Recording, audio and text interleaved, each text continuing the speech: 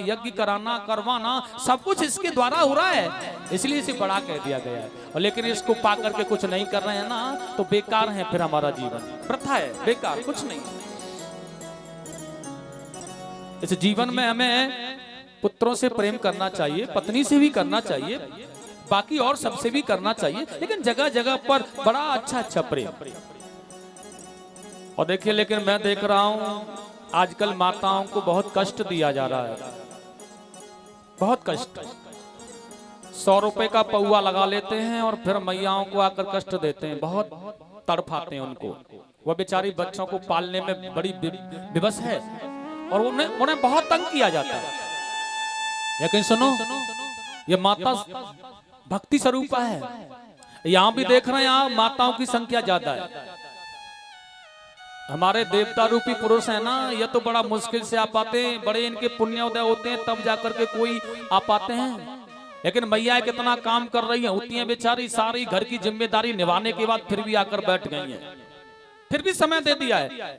व्यास जी कथा कह रहे हैं, अच्छी कथा है, चलो सुनेंगे, हमारे जीवन में आएंगे। लेकिन वह जो पुरुष है फिर भी शाम को पौवा लगा करके 100 रुपए का आ गया, कथा सुन के आई है, नाली में पड़ा है, मुंह ढक रहा है, लेकिन फिर भी ले जा रही है, खींच करके सुला रही है। यह भक्ति स्वरूपा है माँ, लेकिन वह उसकी देखभाल नहीं कर पा रहा है। ऐसे पति से क्या फायदा, बेकार है उसका जीवन। केवल नारी को पीटना नहीं है, या पीटने के लिए नहीं है, खरीदी हुई वस्तु नहीं है तुम्हारी जो खरीद करके लाए हो उसे, जो जैसा करोगे जैसा चाहोगे करोगे, नहीं, कदापि नहीं। इस समय बामरे पड़ती इतना, जितना तू आगे चलाए ना उतना यह भी चलिए तेरे आगे। जितने वचन तूने दिए उतने इसने भी दिए, इसलिए इसका फर्ज बनता है। लेकिन फिर भी यह तुझे पतन की ओर से बचाने का प्रयास कर रही है, लेकिन तेरा भी कुछ फर्ज है क्या? तू 100 रुपए का पौवा लेकर के पी करके तो आ गया, लेकिन पत्नी के लिए 10 रुपए का गजरा लेकर के आया है? अरे 10 रुपए का फूलों का गजरा ले आता, इसके बालों में लगा देता लाकर, तो प्रसन्न हो जाती बेचारी। और बस थोड़ा सा कहना था, बहुत सुंदर लग रही हो तुम, बस इतनी देर में फूल का लड्डू क्या बनाऊं तुम्हें खाने के लिए आज? आहा, कितनी प्रसन्नता, इसके अंदर कितनी करुणा है। एक 10 रुपए के गजरे को लगाने पर क्या बनाऊं आज, क्या खाओगी तुम? कितनी प्रसन्नता इसके अंदर है। थोड़ा सा कभी बाजार गए हो तो कुछ ले आया करो प्रेम से। और सुनो, 10 रुपए का गजरा लाए हो, बालों में लगा दो, भोजन क्या बनाऊं कह रही हैं, बिस्तर कहाँ लगाऊं कह रही हैं। और सुनो, धीरे से और कह दो ना, छोड़ेंगे न हम तेरा साथ हो साथी, मरते दम तक। गजरा 10 रुपए का है बस केवल, और थोड़े से भाव में का है बस। और देखो ये मैया, चाहे दांत नहीं है मुंह में, क्या कह रही है पता है? बड़े बूढ़ों को ज्यादा ख्याल रखना चाहिए। जवानी तो जैसे तैसे कट जाती है, बुढ़ापा बड़ा कर्रा कटता है, इसलिए बड़े बूढ़ों को ज्यादा रखना चाहिए ख्याल, मेरी बड़ी बूढ़ी माताओं का। और देखिए, वो बड़े प्यार से, थोड़ा सा शब्द कहा तुमने, वो बड़े प्यार से कहती है फिर, 7 जन्म तक और जन्म जन्म तक छोड़ेंगे न हम तेरा साथ ओ साथी, मरते दम तक। और वह बाबा से कह रही है, मैं अम्मा, मैं तुम्हारा साथ छोड़ने वाली नहीं हूँ। और सुनो, हर जन्म में ना तुम ही मिले मोकू। एक 10 रुपए के गजरा का कमाल है, हर जन्म में आप मिलो, आपके जैसे पति मिले मुझे। इतना प्यार, इतनी भोली है ये माँ, ये ममतामयी है, लेकिन हम फिर भी नहीं इसकी भावनाओं को समझ पा रहे हैं। क्या फायदा ऐसे जीवन से, बेकार है यह जीवन। करना चाहिए, पत्नी को प्रसन्न रखना हमारा कर्तव्य है। यह कर्तव्य से हम विमुख नहीं हो सकते, हमें रखना चाहिए इसे प्रसन्न। यह शक्ति स्वरूपा है, यह हमारे परिवार को पाल रही है। यह चाहे तो बिगाड़ दे, या चाहे तो बर्बाद कर दे, या चाहे तो बसा दे हमारा घर, तो फिर क्या फर्क पड़ रहा है? लेकिन नहीं, ढोल गमार शूद्र पशु नारी सकल ताड़ना के अधिकारी। तुलसीदास जी तो कह गए, हम थोड़ी कह रहे हैं। इसे तो पीटो, जितना पीटो उतना पीटो, या सही रहेगी, अकल ठिकाने रहेगी है? लेकिन नहीं, ताड़ना माने क्या है पता है? मैंने कल कहा था आपको, दशरथ जी जब बहुओं को लेकर राम अपने पुत्रों के साथ आए तो पत्नियों से आते ही रानियों से कहा था, पर घर बधू लरकनी आई राखिए नयन पलक की। घर में आते ही जब 8 आसन डाल रखे ना उनके लिए, दशरथ जी ने आते ही कह दिया है ये पराये घर की बधू बेटियां हमारे घर बधू बन करके आई हैं। ऐसे रखना है जैसे कि कोई भी परेशानी होती है तो आंखों की सुरक्षा पलक करते हैं, ऐसे रखना है। ये पीटने का पीटना नहीं है इसे। ताड़ना माने होता है अपनी निगरानी में रखना। निगरानी मतलब अपना प्रेम, अपने भाव में, अपने प्रेम में आनंदित करना इनके जीवन को, यह ताड़ना होती है। प्रेम से बोलेंगे वृंदावन बिहारी लाल। आगे बड़ा सुंदर मैया यशोदा के साथ भगवान ने लीला की है। वह दूध निकल रहा है तो भगवान ने पूछा, मैया तू मुझे बता दूध से प्यार कर रही है या पूत से? मैया ने कहा मैं तो पूत से प्यार करती हूँ। और दूध उफर रहा था तो मैया ने लाला को पटक दिया, दूध को लेने भागी। और जब दूध को लेने भागी तो भगवान सोच रहे, अभी तो कह रही थी कि पूत प्यारा लगता और मुझे छोड़ के भाग चली गई। अब मोटा सा डंडा लिया, सारे दही दूध की मटकियों को फोड़ दिया यशोदा रानी की। और यशोदा रानी की जब मटकियों को फोड़ दिया तो मैया क्रोध करने लगी है और लाला के पीछे भाग रही है। कन्हैया आगे आगे, मैया पीछे पीछे। अब तो दूर भाग चला, हाथ नहीं आ रहे हैं। मैया बैठ गई बेचारी और लाला को बुला रही है, देख तुझसे कुछ नहीं कहूंगी, मैं मेरे पास आ जा। भगवान ने कहा ये सांटी हाथ में से फेंक दे, तेरे पास आ जाऊंगा। यशोदा रानी के मन में भाव आया, सांटी फेंक दूं तो पास आ जाएगा, फिर पकड़ लूंगी फिर कैसे जाएगा। और सांटी को फेंक दिया, कन्हैया पास आया, बांध दिया उसे उखल से ले जाकर। आज नहीं दूंगी तुझे भोजन। ये गोपियां सही कहती थी, आज समझ में आया है मेरी मैं कि तू ऐसा नटखट ऐसा चोर है। देखिए एक बात और कही है सुखदेव स्वामी ने, जब ये उखल से मैया ने लाला को बांधा है ना तो यहाँ 2 अंगुल छोटी रस्सी पड़ जाती है, क्योंकि यहाँ झगड़ा हो रहा है ना वह 2 शक्तियों में हो रहा है। एक तो भगवान की ऐश्वर्य शक्ति है और एक यशोदा मैया की प्रेमत्व माने ममतामयी शक्ति है। और ये ऐश्वर्य शक्ति कह रही है तू इसे नहीं बांध सकती क्योंकि ये परम ब्रह्म है। और माता की प्रेमक शक्ति कह रही है यह मेरा बेटा है, मेरा लाला है, भगवान होगा तेरे घर का, ब्रह्म होगा तेरे घर का, लेकिन यह मेरा बेटा है, मेरा लाडला है, इसे डांटूंगी धमकाऊंगी बांधूंगी भी मैं। तू कौन होती है, तेरी क्या मजाल है? और तुम्हारा प्रेमक शक्ति की जीत हो गई और ऐश्वर्य शक्ति विलीन हो गई। बन गए भगवान। यमला अर्जुन के 2 वृक्ष थे, उखल को घुमा रहे हैं फिरा रहे हैं, उनमें होकर के निकल गए, दोनों वृक्ष गिर पड़े, उनके अंदर से 2 पुरुष निकले और ये भगवान की स्तुति करने के बाद अपने धाम के लिए चले गए। सुखदेव स्वामी ने कहा भैया ये दोनों ही जो पुरुष थे ना जो भगवान की स्तुति करने के बाद गए हैं, यह कुबेर के पुत्र थे, नलकुबर और मडग्रीव। एक बार यह अप्सराओं के साथ, सुंदरियों के साथ गंगा के पवित्र जल में नग्न अवस्था में जल कीड़ा कर रहे थे और वहां नारद ऋषि जा रहे थे होकर के, स्त्रियों ने तो वस्त्र पहन लिए और उन्हें नमन भी किया, लेकिन इन्होंने नहीं नमन किया है।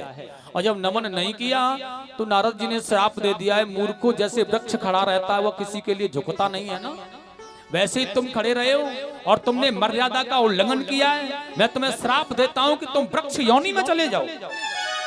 और यह श्राप के कारण वृक्ष बन गए। आज भगवान के हाथों उद्धार हुआ और अपने धाम के लिए चले गए। यशोदा रानी कह रही है मेरे लाला पर बार बार संकट पड़ रहा है, इस गोकुल में यह स्थान अच्छा नहीं है, मैं यहाँ नहीं रहूंगी, कोई रहो मत रहो, मैं अपने लाला को लेकर प्रातः यहाँ से निकल जाऊंगी। नंद बाबा अपने भाई नंदों से, गोपों से यहाँ वार्ता कर रहे हैं, पंचायत हो रही है और प्रातः काल का समय, फल बेचने वाली आई है। तो मेरे गोविंद ने उस पर कृपा की है, उसी आनंदमय किया है और सारे लोगों का मन बन गया है, इसलिए वृंदावन की ओर यह जा रहे हैं। देखिए यमुना के किनारे किनारे बैलगाड़ियों में सामान बांध लिया है और यमुना के किनारे किनारे किनारे किनारे किनारे चलते चलते एक बहुत पावन उपवन आ गया है। देखिए लोगों को यहाँ बड़ी प्यारी सुगंध आ रही है, बहुत ही पावनमयी सुगंध, और यहीं डेरा जमा दिया। भैया यहीं रुकना है, यमुना का किनारा है, बहुत पावन सुगंध है। जब ये ब्रजवासी यहाँ पर आए ना, उस समय यहाँ तुलसियों का बहुत बड़ा पावन वन था। और देखिए इस स्थान को इसलिए वृंदावन कहा गया है। प्रेम से बोलेंगे वृंदावन बिहारी लाल की जय हो। आज भगवान वृंदावन में रहने लगे हैं। मैया से अब कुछ बड़े हो गए तो मुहूर्त निकलवाया है गौ चारण के लिए। तो मैया ने मना कर दिया है, तू छोटा है, गौएं बड़ी हैं, तू गाय चराने नहीं जाएगा। और जिद की है ना भगवान ने, तो फिर बछड़े चराने का मुहूर्त निकलवाया है। तू भी छोटा है, बछड़े भी छोटे हैं, अपने सखाओं के साथ बछड़े ले जाया करना। और कन्हैया बछड़े चराने जाते हैं। आज कंस का भेजा हुआ दैत्य अघासुर आ गया है मार्ग में। यहाँ बैठ करके भोजन करने की लालसा की है ब्रजवासियों ने। तो अघासुर ने सारे, बड़ी सुंदर सी गुफा है, अघासुर का मुंह खुला है, उसमें सारे ग्वाल बाल प्रवेश कर गए हैं और कन्हैया भी उसी के अंदर चले गए। अघासुर ने उन्हें मारने के लिए मुख बंद किया है ना, तो भगवान ने गले पर बैठ करके अपने शरीर को बढ़ाया और उसे नष्ट कर दिया, उसके मस्तिष्क को फाड़ दिया। गोविंदाय नमो नमः, अघासुर का भगवान ने उद्धार कर दिया। आज स्वामी सुखदेव जी कह रहे हैं सभी को निकाला भगवान ने, विष के कारण अचेत हो गए थे, इसलिए स्वर्ग के देवराज इंद्र के द्वारा अमृत सुधा का वहां भगवान ने वर्षा कराई है इन ग्वाल वालों के ऊपर, या बिल्कुल स्वस्थ किया इनको। और उसके बाद में तो भगवान को तो वही आदत थी ना सबके घर का भोजन ग्रहण करने की। और आज सभी के घर का भोजन खाते हैं। मधुमंगल के मन में भाव आया है, मैं किस दिन कृष्ण को अपने घर का भोजन कराऊंगा, ऐसा भाव है। या कभी मेरे घर का भी भोजन करेगा क्या। देखिए एक बात और है, यह कृष्ण है, यह जो मधुमंगल है ना, इसकी जो माँ है यह बहुत गरीब है और यह व्रत ही करती रहती है हमेशा, बहुत उपवास, बहुत भजन, बहुत व्रत करती है यह। और एक ही लाला है इनका जिसका नाम है मधुमंगल। यशोदा रानी ने कह दिया, सुनो तुम भजन करती रहती हो, भोजन भी बनाती नहीं हो, कई कई दिन हो जाते हैं, आप यह मधुमंगल है ना हमारे लाला के साथ हमारे घर पर रहने दिया करो। इसलिए बहुत प्रिय सखा है मधुमंगल भगवान कृष्ण का, उनके साथ ही रहता है उनके घर पर। और देखिए आज मन में था कभी कृष्ण हमारे घर भी जाकर हमारे घर का भी भोजन करेंगे, तो आज ही मन कर दिया भगवान ने। और देखिए 3 दिन की खट्टी छाछ रखी थी। भगवान कृष्ण ने कहा है भैया आज तो हम मधुमंगल के घर से प्रारंभ करेंगे भोजन, इसके घर का भोजन। मधुमंगल भागता हुआ दौड़ा दौड़ा गया घर पर, देखा कुछ है, 3 दिन की खट्टी छाछ मंजरिया में रखी है, भागता हुआ लेकर आ रहा है, कन्हैया को खिलाऊंगा। लेकिन मार्ग में ही मन बदल गया। भगवान ने कहा सुनो मैं तो मधुमंगल के घर से ही प्रारंभ करूंगा आज भोजन। ग्वाल बाल अपना टोसा खोले हुए, लेकिन मधुमंगल ने देखा है 3 दिन की खट्टी छाछ है, उसका तो स्नेह है, उसका तो प्रेम है कि वो पाना चाह रहा है। लेकिन मैं अपने कन्हैया को यह ताजा माखन खाता है, यशोदा रानी के यहाँ कितना माखन होता है, और मैं इसे 3 दिन की खट्टी छाछ पिलाऊंगा, इसका मुंह खट्टा हो जाएगा। नहीं नहीं, मैं अपने कृष्ण को नहीं पिलाऊंगा या नहीं खिलाऊंगा। और वो मलरिया लेकर के ना स्वयं पीने लगा।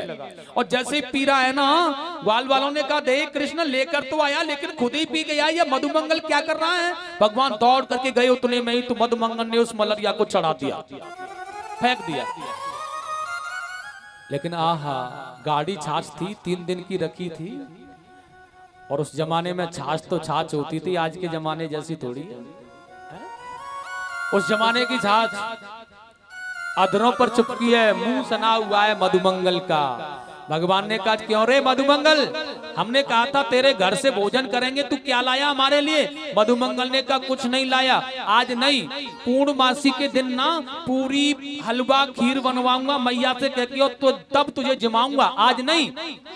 भगवान ने कहा नहीं, हम तो भूखे रह जाएंगे, आज भोजन करना है तेरे घर का भाई, संकल्प ले लिया हमने तो। मधुमंगल ने कहा जिद मत कर कन्हैया, हमने कह दिया पूर्णमासी के दिन कराएंगे, अब नहीं कराएंगे।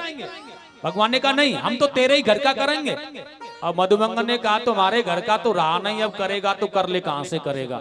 लेकिन मेरे कन्हैया देख रहे हैं कि वह छाछ मुंह से चिपकी हुई है, और कन्हैया ने पीछे जाकर के मधुमंगल के मुंह को पकड़ लिया, पकड़ करके अपनी जिब्या से चाटना प्रारंभ किया, जैसे बछड़े को गाय चाटती है। और जब चाट रहे हैं ना कन्हैया, आहा, ब्रह्मा जी ने देखा है यह कैसा भगवान है भाई, है? ये भगवान है क्या? अब भ्रम हो गया ब्रह्मा जी को, ये भगवान ब्रह्म नहीं है, यह कोई और है। अगर यह ब्रह्म होता तो इस प्रकार मुंह नहीं चाटता इन लोगों का, और अगर ब्रह्म ही है तो देखें परीक्षा करके। और इसलिए ब्रह्मा जी ने आज परीक्षा करना चाहा।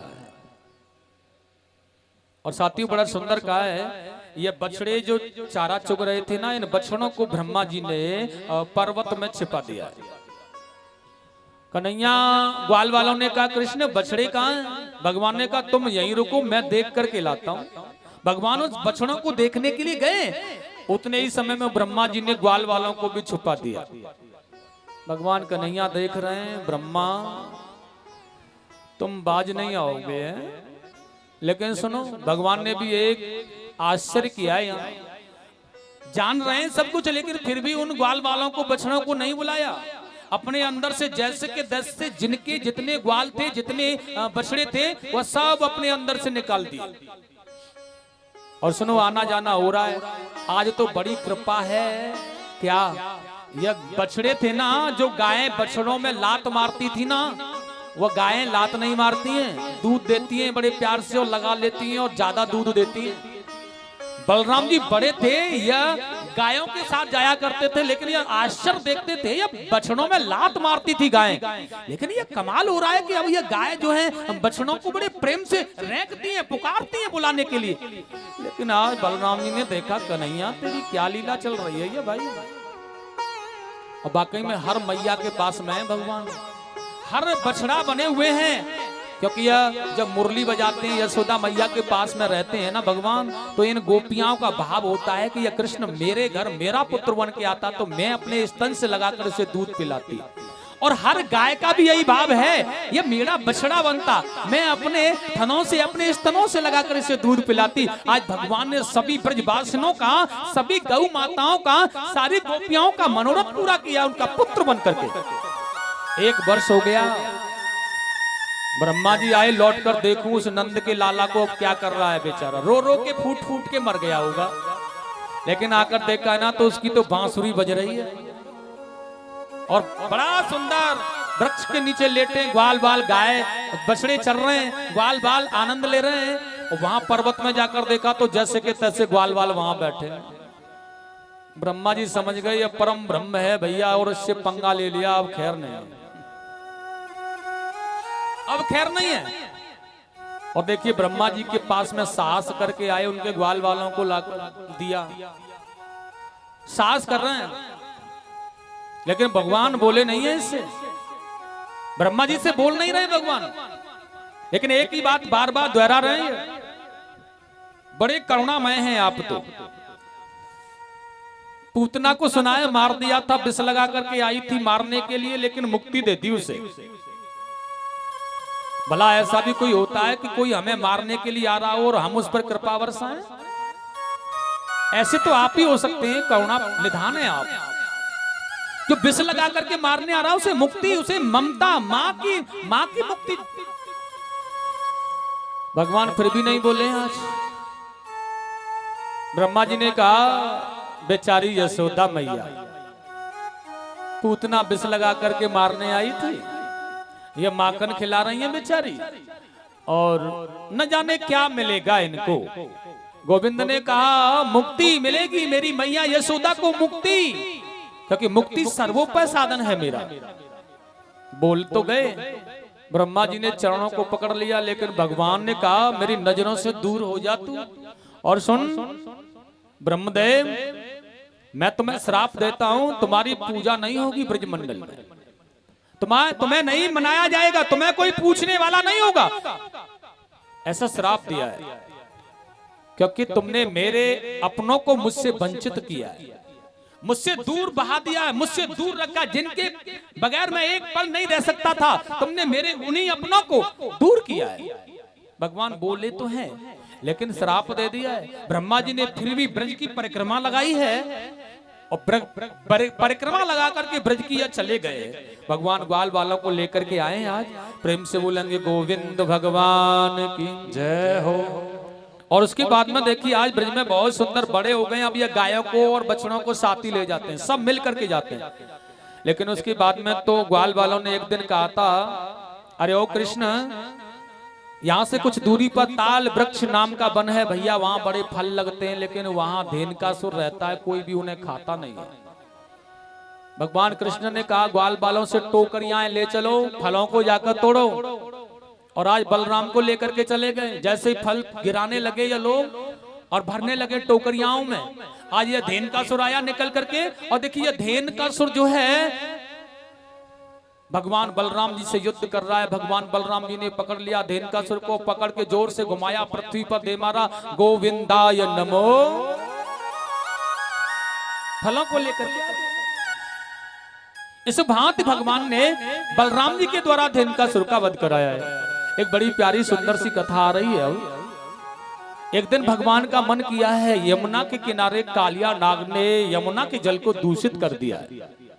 तो श्री दामा के पास में एक गेंद है, उसकी मैया की बनाई हुई, और उस गेंद को ले रहे हैं।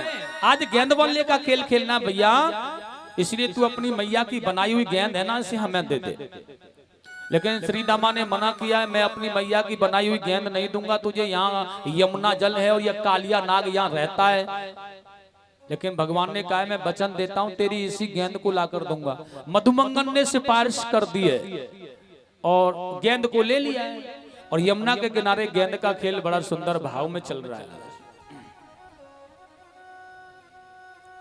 अरे काली दह पे खेलन आयो री मेरो 1200 कन्हैया। ओ काली दह पे खेलन आयो री मेरो 1200 कन्हैया। 1200 कन्हैया तारी मेरो छोटो सो कन्हैया। 1200 कन्हैया मेरो छोटो सो कन्हैया। काली खेलन आयो री मेरो 1200 कन्हैया।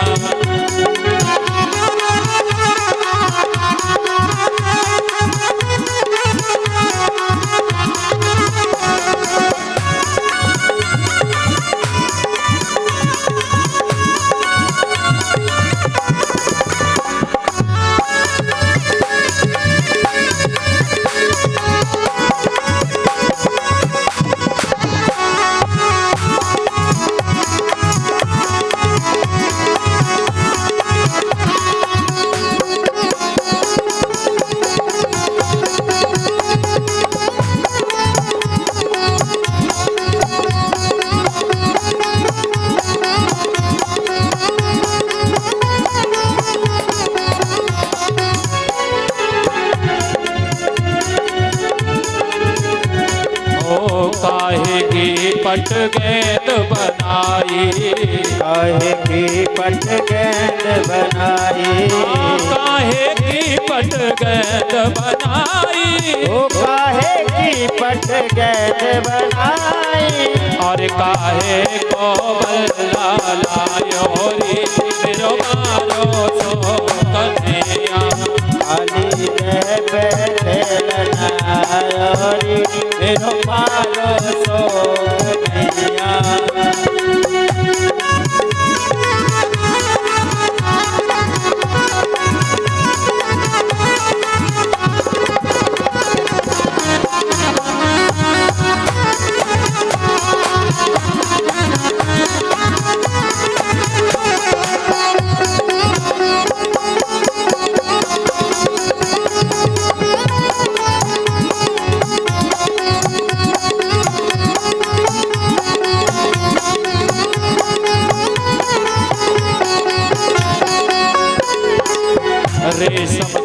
पट गेंद बनाई, रेशम की पट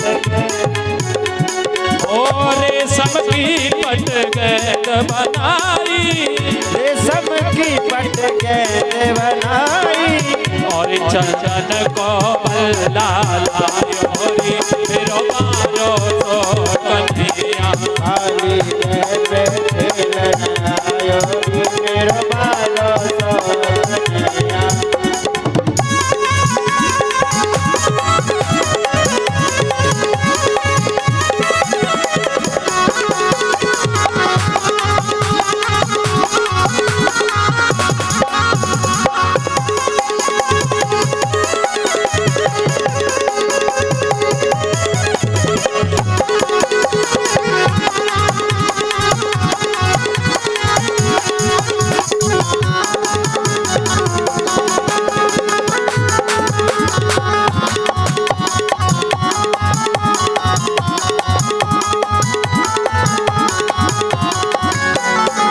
मारो टोल गेंद गई देह में, मारो टोल गेंद गई में, मारो टोल गेंद गई देह में, मारो टोल गेंद गई देह में, मारो टोल गेंद गई देह में, मारो टोल गेंद गई देह में, और जे तो गेंद के संग ही आयो रे मेरो मारो तो कन्हैया, खाली जय पे खेलन आयो रे मेरो मारो तो कन्हैया।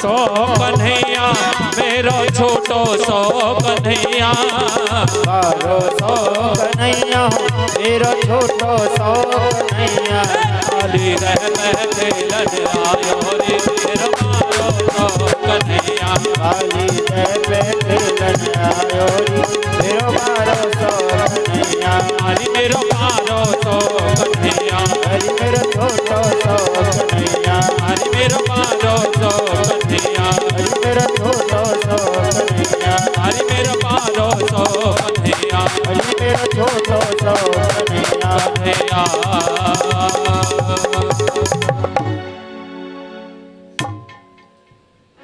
बांके बिहारी लाल की जय हो। भगवान ने गेंद का खेल रचाया है यमुना के तट पर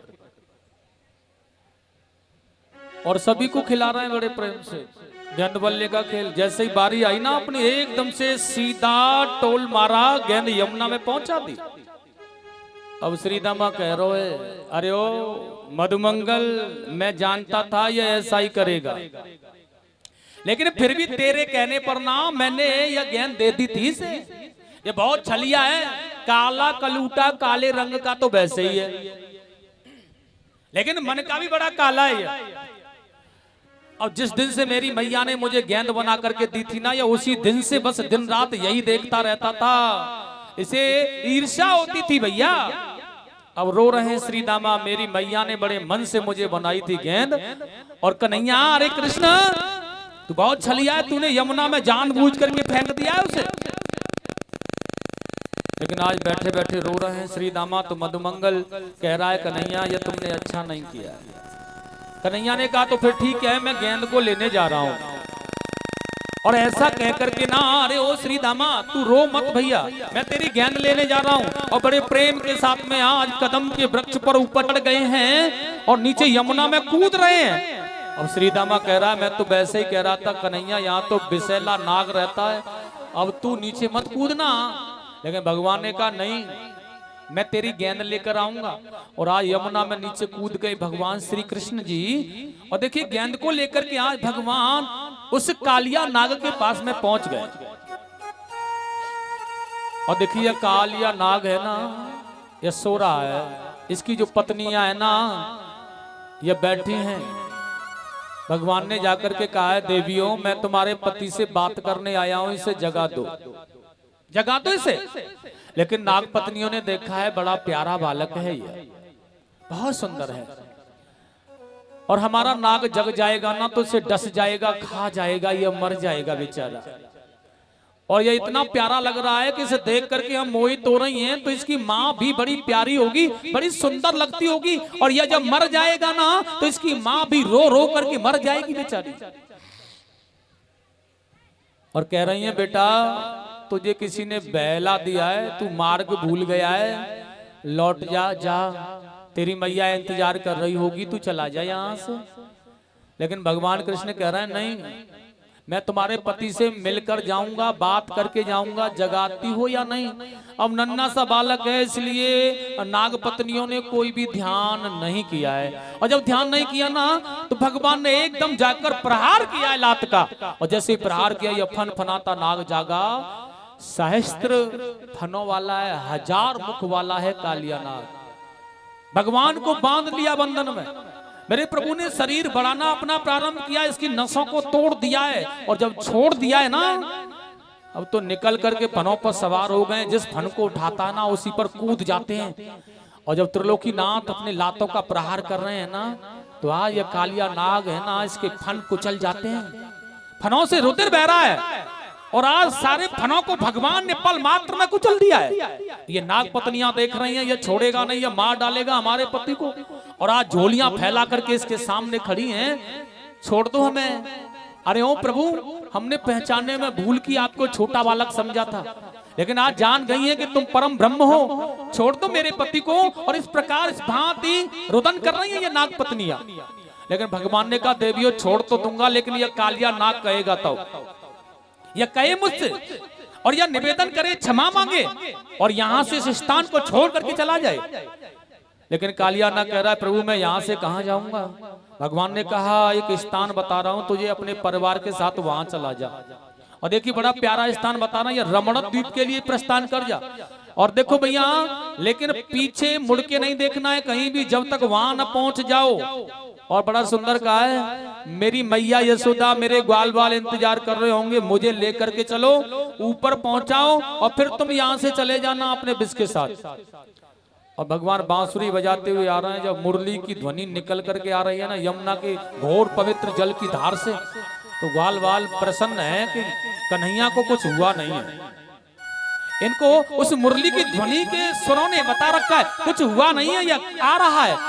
और जैसे शेष के फनों पर यह निकल करके आए हैं मुरली वादन करते हुए, यशोदा मैया ब्रज ग्वाल बाल सबसे मिले हैं और श्री दामा को वह गेंद दी है। स्वामी सुखदेव जी ने कहा यह कालिया नाग चला गया यहाँ से, लेकिन जैत में जाकर इसने पीछे मुड़ के देख लिया है कि ऐसा तो नहीं हुआ, वह कन्हैया वो मोर पंख वाला वहां रमण द्वीप में भेजने के बाद जब मेरी पिटाई और ज्यादा करे वहां ले जाकर, ऐसा तो नहीं कहीं वो पीछे ही आ रहा हो। देखने लगा है यह, और जैसे यह देखने लगा है ना वहीं पत्थर का बन गया है। बोलेंगे कालिया नाग नथैया भगवान की जय हो। इस प्रकार से भगवान ने ब्रजवासियों पर कालिया नाग के विष के असर को खत्म किया।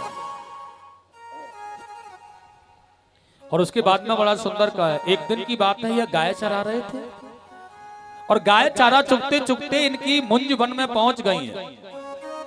कीड़ा सक्तेषु गोपेषु तद गावो दूर चारणी।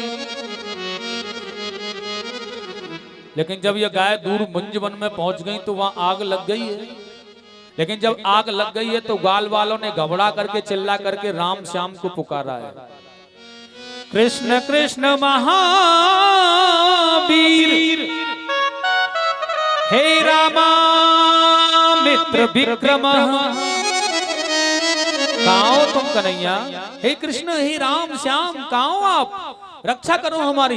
भगवान ने तुरंत कह दिया है, ग्वाल वालों नेत्र बंद कर लो और तुम्हारे मन में जो तुम्हारे भगवान हैं उनका ध्यान करो, संकट टल जाएगा। और सारे ग्वाल वालों ने नेत्र बंद करके केवल कन्हैया का ध्यान किया, श्याम का यही संकट टाल सकता है। और उन्हीं का जैसे ध्यान किया ना, सारे मुंजवन का, सारे दावा अग्नि का भगवान ने पान किया और सभी को लेकर के भांडीर वन में आ गए। बड़ा सुंदर लीला भगवान ब्रज में आनंदित कर रहे हैं, ब्रज ग्वालों को, ब्रज गोपियाओं को, और रास बड़ा सुंदर यह नित्य आलिंगन कर रहे हैं और गौवे चरा रहे हैं। आज गौ चारण लीला चल रही है। एक दिन भगवान सुखदेव जी कह रहे हैं, यह गौ चरा रहे थे जंगल में, तो वहीं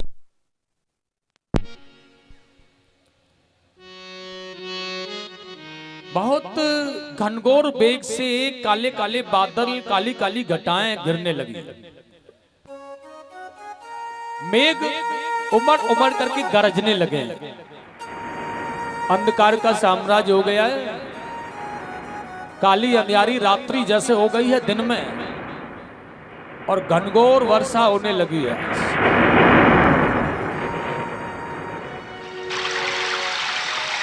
वर्षा ऋतु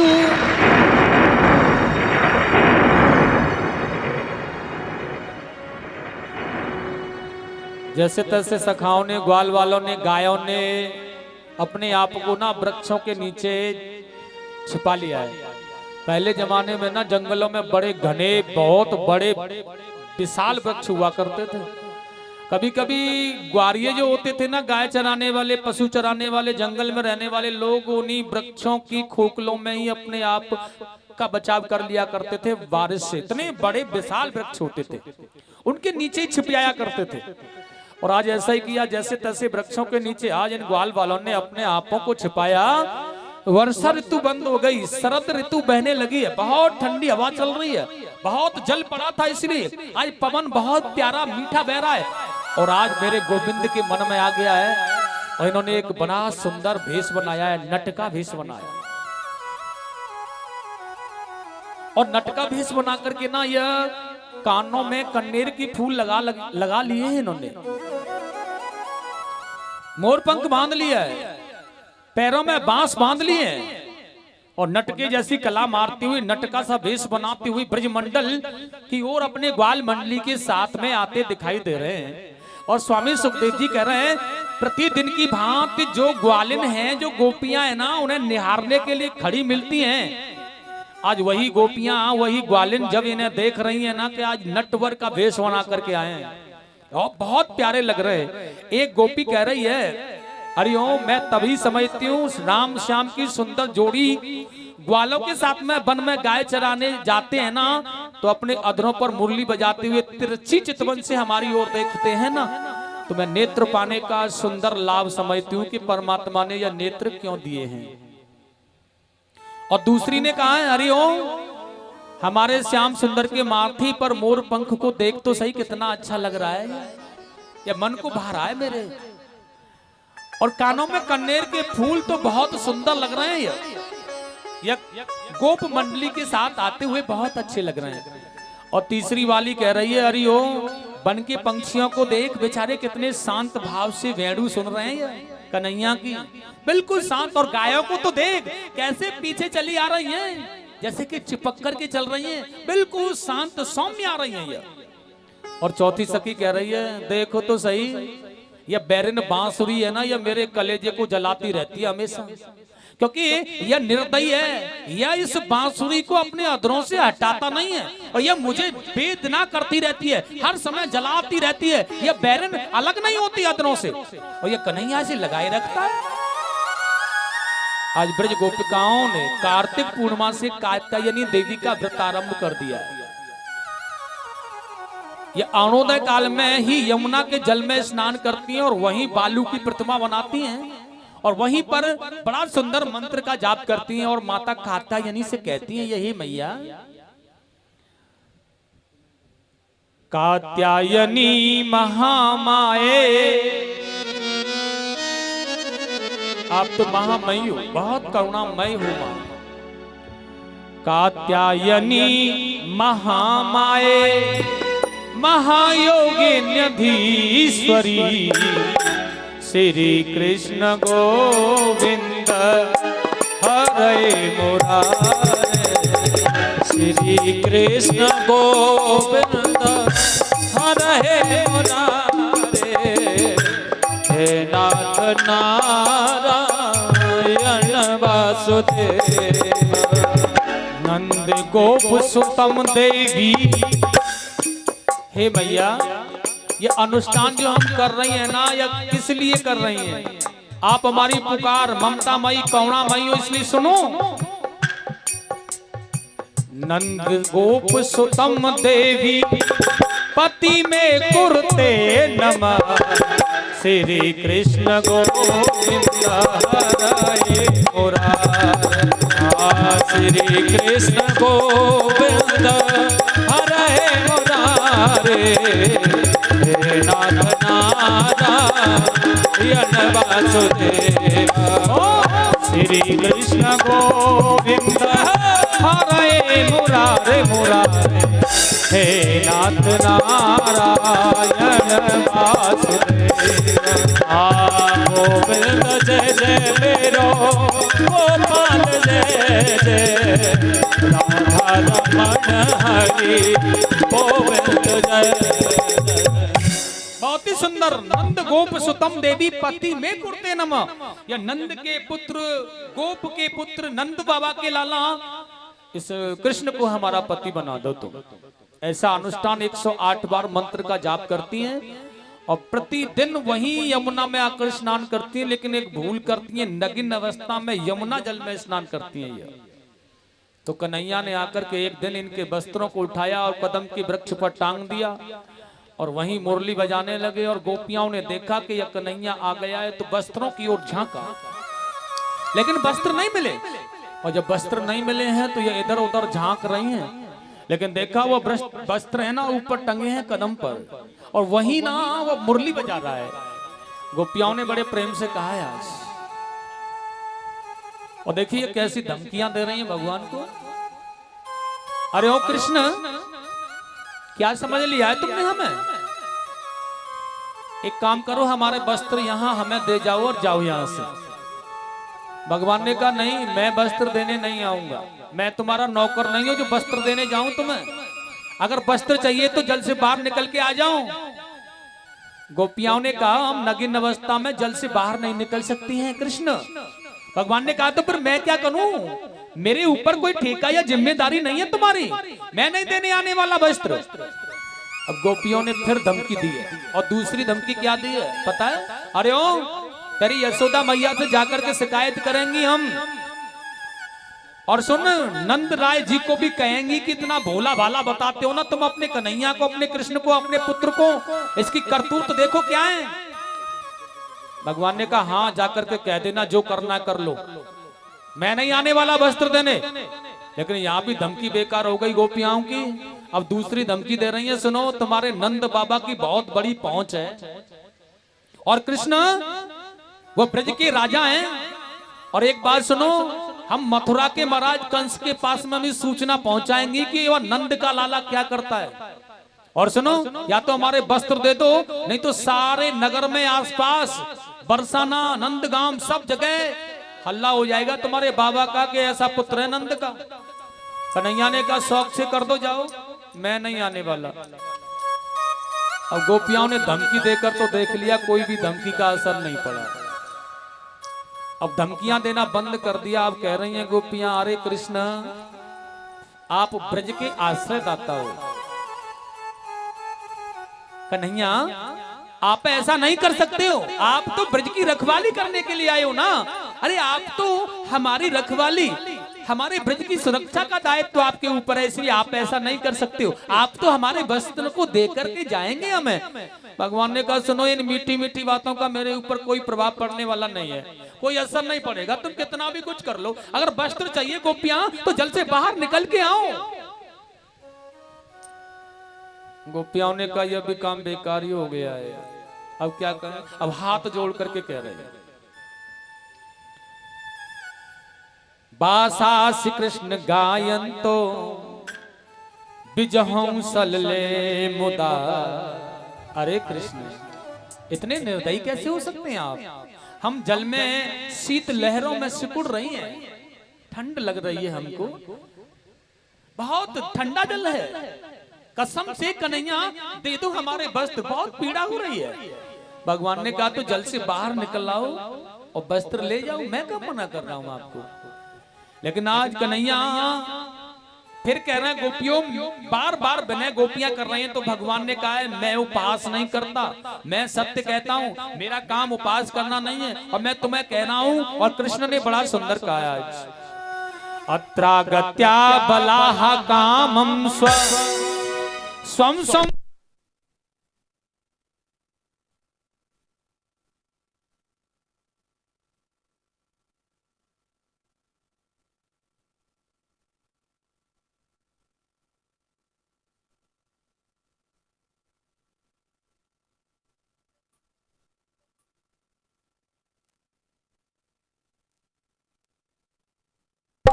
हे नाथ नारायण वासुदेव, सत्य भुवन नो नरमा यदयूयं रतिकर्षिता, श्री कृष्ण गोविंद हरे मुरारे।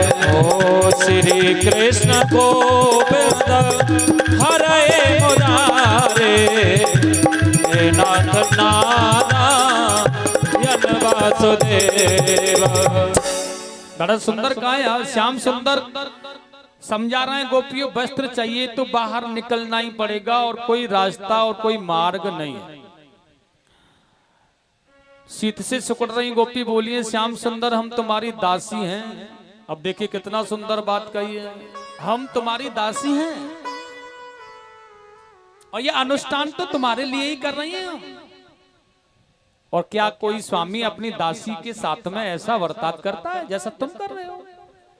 भगवान कृष्ण ने कहा मुझे नहीं लग रहा है कि तुम दासी हो मेरी, और देखने से तो ऐसा लग रहा है, तुम्हारे वार्ता से तो ऐसा लग रहा है प्रिय कि तुम मेरी दासी नहीं हो, मैं तुम्हारा दास हूं, क्योंकि तुम स्वामी बनकर के उपदेश कर रही हो मुझे, हमारे वस्त्र दे दो हमें। ऐसा लग रहा है मुझे कि तुम मेरी स्वामिनी हो, मैं तुम्हारा सेवक हूं, मैं तुम्हारा दास हूं। गोपियाओं ने कहा नहीं भगवान, आप तो स्वामी हैं, हम सेवकाएं हैं आपकी, तो आपकी दासी हैं हम। भगवान ने कहा तो दासियों के जैसा कोई लक्षण तुम्हारे अंदर दिखाई तो दे नहीं रहा है। दासी कौन होती है पता है? सेवकाएं कौन होती हैं? जो स्वामी की हर आज्ञा का पालन करे वह सेवकाएं, वह दासी है। और देखिएगा बड़ा सुंदर का है, श्याम सुंदर ते दास्य करवाम तवोदितम, देहिं वासास धर्मज्ञः नो येद रागेव मामहे। बार बार गोपियों ने कहा हम दासी हैं, तो भगवान ने कह दिया है मेरी आज्ञा का पालन करो, जल से बाहर निकल आओ। और गोपियाओं ने देखा कि जब हम इनकी दासी हैं, स्वामी का आदेश है, तो फिर क्या फर्क है, इसलिए जल से बाहर निकल आए, और भगवान ने वस्त्र भी दे दिए। देखिए एक बात और है, ये गोपियां है ना, ये जल से बाहर नहीं निकल रही हैं, नग्न अवस्था इसलिए नहीं निकल रही हैं। लेकिन एक बात और है, ये जो गोपियां अनुष्ठान कर रही हैं, ये ब्रह्म को पाने का कर रही हैं, किसी साधारण मानव को नहीं।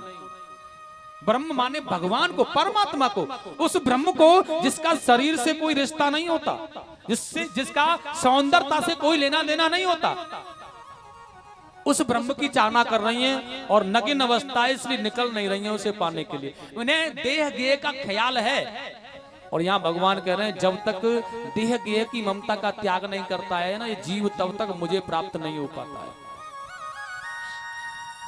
तब तक यह मुझे नहीं मिलता है। जब तक कि देह रूपी आवरण का पर्दा, शरीर रूपी आवरण का पर्दा, वस्त्र रूपी आवरण का पर्दा का इसे ख्याल रहता है ना, तब तक यह मुझे नहीं पा सकता है। इसलिए यह देह गेह को तुच्छ मानने वाला प्राणी ही मुझे भजता है, मुझे पाता है केवल। निष्काम कपट सेवा, निष्काम भाव से मुझे याद करता है। और गोपियां ब्रह्म को पाना चाहती हैं। गोपी माने जीव, जीव माने सर्वस्व सबमय, पृथ्वी पर आने वाला जीव। लेकिन भगवान को पाने के लिए चला है, लेकिन वासना रूपी वस्त्रों का ध्यान है इसे। और जब तक वासना रूपी वस्त्रों का ध्यान हमें रहेगा तब तक कृष्ण नहीं मिलेंगे, ब्रह्म नहीं मिलेगा, भगवान नहीं मिलेगा। और आज गोपियों के ये वासना निकल गई है, यह आवरण का पर्दा हट गया है। जिस ब्रह्म को पाने की लालसा है, उस ब्रह्म को पाने के लिए आत्म शरीर मिल गया है। यह जो वासना रूपी शरीर है, इसका देह, इसका ख्याल नहीं रहा और आत्मबोध हुआ, आत्मज्ञान मिला, आत्म शरीर मिला तो परमात्मा से मिला दिया है और निकल करके बाहर आ गई। भगवान ने अपना लिया है ना और इनके वस्त्र दे दिए, जाओ। बड़ा सुंदर कहा है, मैं शरद पूर्णिमा पर अर्ध रात्रि के बेले में तुम्हें बुलाऊंगा मुरली वादन करके, तब आना, तुम्हारी इच्छाओं को पूरा करूंगा मैं गोपियों। ऐसा कहकर के भगवान ने इन्हें भेज दिया। लेकिन सुखदेव जी स्वामी ने कहा, राजन भगवान ने ब्रज में बहुत सुंदर लीला की है आज। और एक दिन भगवान गाय चराते हुए जा रहे, आज घर में कुछ पूजा थी इसलिए कुछ टोसा बनाकर जो ले जाते थे कलेवा नहीं ले गए, ऐसे चले गए गायों को लेकर। और देखिएगा गायें भी यमुना के किनारे किनारे बहुत दूर चली गई हैं, लेकिन भूख लग रही है कृष्ण को। ग्वाल वालों से कहा है, भैया यहाँ यमुना के किनारे कुछ ब्राह्मण यज्ञ कर रहे हैं, जाकर के उनसे कुछ लेकर आओ भोजन। और ये जा रहे हैं भोजन लेने, लेकिन ब्राह्मणों ने तो मना कर दिया, यज्ञ पूरा नहीं हुआ तो मैं भोजन कैसे मिलेगा, और लौट करके आ गए। लेकिन ग्वाल वालों ने फिर से पुनः वापस भेज दिया उन्हें, अब की बार और जाओ, लेकिन अब की बार ब्राह्मण पत्नियों के पास में जाना है। और देखिए अब की बार ये ब्राह्मण पत्नियों के पास में आकर खड़े हो गए ग्वाल वाल, और बड़े प्रेम से कह रहे हैं, मैयाओं हमारे कृष्ण आ गए यहाँ गाय चराते हुए, और मैयाओं बस एक बात है कि उन्हें भूख लग रही है, तुम्हारे पास में कुछ भोजन हो तो उन्हें खिलाने के लिए दे दो। आज ब्राह्मण पत्नियों ने देखा है, जन्म जन्म मुन जतन कराही, अंत राम कही आवत नाही। जन्म जन्मांतरों तक मुनि जन जिनका ध्यान करते, तप करते, स्मरण करते, वह ख्याल नहीं मन में आ पाता, अंत बिगड़ जाता है। ऐसे महान परम ब्रह्म परमात्मा यहाँ आ गए हैं तो यह सेवा है जो मिल रही है, इससे वंचित क्यों रहा जाए। और दौड़ करके आज भोजन परोस करके थालियों में भगवान के लिए आ गई है और ठाकुर जी को खिला रही हैं अपने हाथों से। कितना सुंदर भाव है यहाँ। आज ऋषि मुनि जन्म जन्मांतरों तक तप करते नहीं मिलते, वो कृष्ण आज वो ब्राह्मण पत्नियां भोजन करा रही हैं उनको अपने हाथों से। और देखिए बड़ा सुंदर कहा है ठाकुर जी ने, आज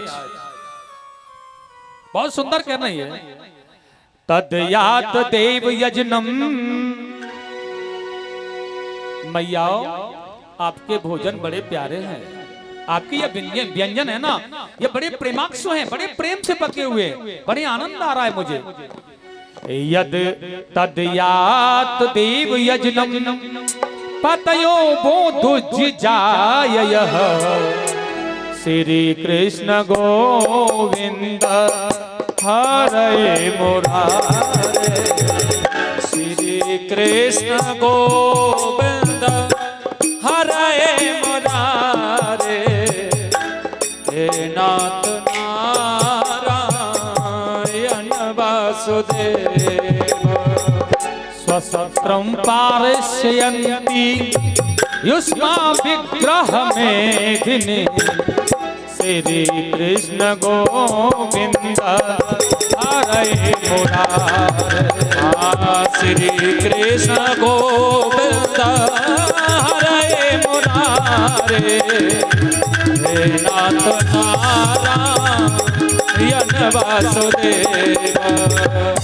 गोविंद बोलो प्यारे गोपाल बोलो, राधा रमन हरि गोविंद बोलो। गोविंद बोलो प्यारे गोपाल बोलो, राधा रमन हरि गोविंद बोलो। बड़ा सुंदर भाव है। ब्राह्मण पत्नियों का व्यंजन उनके हाथों से खा, भगवान ने बड़ा सुंदर कहा है उनसे, ये व्यंजन बड़े प्यारे बड़े अच्छे लग रहे हैं मुझे, बहुत आनंद आ रहा है देवियों, आप धन्य हो। लेकिन अब तुम लौट जाओ, क्योंकि तुम्हारे पति यज्ञ करना चाहते हैं, जब तक तुम लौट कर नहीं जाओगी वो यज्ञ पूरा नहीं होगा, जाओ यहाँ से। ब्राह्मण पत्नियों ने कहा, भगवान बुलाकर सम्मान दिया फिर भगा रहे हो आप, भगवान ने कहा देवियों बस क्योंकि तुम्हारे पतियों का, तुम पतिव्रता नारी हो, तुम्हारे पतियों का कार्य पूरा कैसे भी हो इसलिए जाना पड़ेगा। लेकिन ब्राह्मण पत्नियों ने कहा वह पतियों ने हमें तिरस्कार कर दिया, अपनाया नहीं तो, क्योंकि हम उनकी आज्ञा लेकर नहीं आए थे ना प्रभु।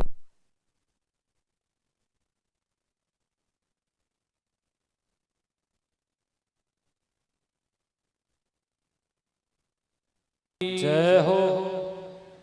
अच्छा एक बात बताओ, कथा कहाँ कह रहा था मैं, कहाँ चल रही थी कथा?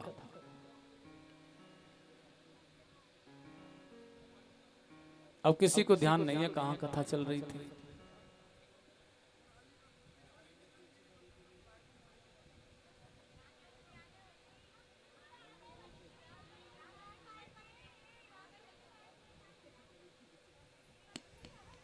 बड़ी विडंबना है। कोई कह रहा है गोपियों से कह रहे थे, कोई कह रहा है भोजन कर रहे थे,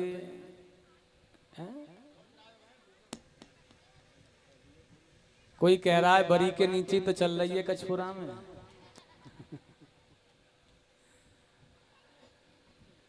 बिल्कुल अच्छी बात है।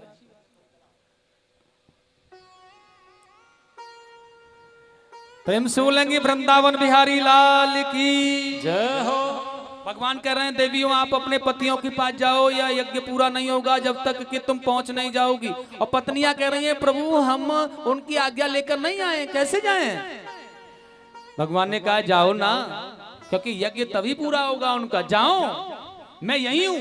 और ब्राह्मण पत्नियां लौट करके जा रही है ना, तो यह ब्राह्मण देवता भी खड़े हैं हाथ जोड़ करके उनके, और हाथ जोड़ करके खड़े हैं देवियों तुम बहुत आनंदमय हो कि तुमने भगवान को पहचानने में देर नहीं की, और हम बड़े हतभागे हैं जो कि भगवान के आने के बाद भी, भगवान के मिलने के बाद भी उन्हें नहीं पहचान पाए। कितने हतभागे हैं कि प्रभु आए हमारे यहाँ हम नहीं मिले, तो हतभागे हैं ना। लेकिन ब्राह्मण पत्नियों के पैर पकड़ लिए न, तुम्हारे द्वारा ही उद्धार हो जाएगा। लेकिन उन्होंने उठा लिया है पतियों से इतना अपराध मत करो, आप इतनी पापनी मत बनाओ हमें। और यज्ञ को पूरा करा रही हैं बहुत अच्छी तरह से। भगवान कृष्ण सुखदेव जी कह रहे हैं आज गायों को लेकर के संध्या वेला हो रही है, खरगों में ले जा रहे हैं गायों को। और खरगों में जब गायों को किया गोष्ठों में, लेकिन देखा है इस वृंदावन से ब्रज से बड़ी महक आ रही है, बड़ी सुगंध आ रही है, बहुत ही आनंद आ रहा है। और देखिए घर घर से महक आ रही है, सुगंध आ रही है ना, तो दौड़ दौड़ के ग्वाल वाल अपने घरों में घुस गए। कृष्ण भी अपनी मैया यशोदा के पास में गए तो देखा बड़े सुंदर पकवान बना रही थी मैया, बड़े व्यंजन तैयार कर रही थी, बड़े सुंदर लड्डू भी रखे हुए थे। और कन्हैया ने उठा करके जैसे ही खाना चाहा ना, हाथ पकड़ के माँ यशोदा रानी ने धमका दिया, अरे ओ आज तेरी ये चालाकी है ना, तेरी ये हरकत आज नहीं चलेगी, क्योंकि आज हमारे घर पर भगवान की पूजा होगी। और भैया ने देख पहले भगवान की पूजा, उसके बाद तुझे भोजन दिया जाएगा। लेकिन भगवान कृष्ण सोच रहे हैं मन ही मन हमसे बड़ा कौन सा भगवान है जिसका भोजन, जिसे भोग लगाया जाएगा और उसके बाद में फिर हमें खिलाया जाएगा। अब मैया से पूछे क्या, बड़े प्रेम से कहा है देख मैया तू बता किस भगवान की पूजा करेगी। अब यशोदा रानी को पता है ये बहुत नटखट है, और मैं बता भी दूं ना तो ये बातों में से बात निकालता रहेगा और मुझे काम नहीं करने देगा, बहुत नटखट है ये। और इसलिए, और एक बार मैंने कह दिया था ना, मुझे पूछा था इसने दूध प्यारा लगता है या पूत, मैंने कहा पूत प्यारा लगता है। दूध को लेने क्या चली गई थी, इसने सारा घर उखाड़ दिया था और कह दिया सुन बेटा मैं नहीं जानती, मैं बूढ़ी हो गई हूँ, मुझे नहीं पता किस भगवान की पूजा होती है। हाँ तेरे नंद बाबा करवाएंगे, वही जानते हैं, उनके पास चला जाओ। नंद बाबा के पास आकर के कन्हैया गोद में बैठे हैं आज, और गोद में बैठकर दाढ़ी पर हाथ फेरा है, बड़े प्यार से दुलार करने लगे, बाबा कौन से भगवान की पूजा होगी हमारे घर। नंद बाबा ने कहा प्रति वर्ष की भांति इंद्र भगवान की पूजा होगी कन्हैया।